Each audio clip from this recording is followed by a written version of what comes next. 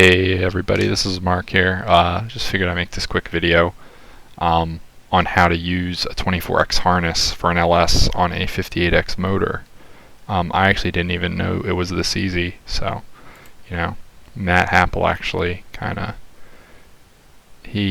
saw one of his old posts on Facebook or one of his old comments about how to do this, and it's actually really easy.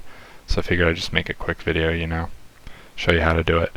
So this is the 58x crank sensor. You can tell because it's gray. The 24x crank sensors are black.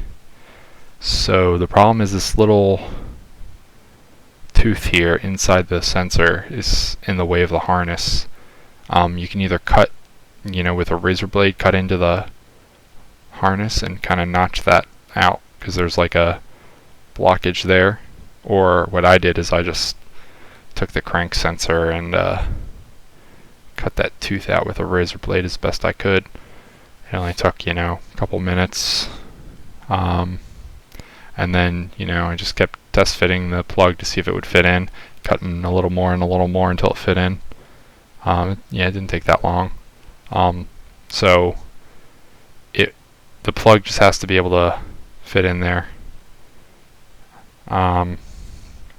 So I know these 5V or these 58x sensors need 5 volts, but apparently I guess it doesn't care if it has 12 volts from the 24x harness or 5 volts. I tested it today, the car started right up, so all you need to do is shave that down and a couple other things. It's really easy. The other thing you got to do is get a extension harness for the cam sensor. So on the 24x, on those motors, the cam is in the back of the block, so you got to extend the wiring up towards the front of the motor.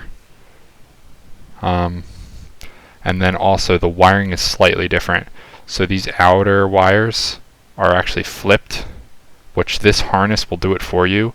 I know you can buy, a harness on Amazon or eBay or whatever, but some of them aren't flipped, so that's just something to keep in mind. I bought this one from EFI Source, and it was already all wired up correctly. It's just plug and play.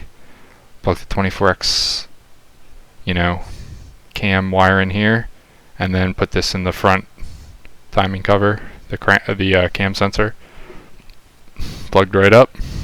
And that's everything you have to do physically with the motor.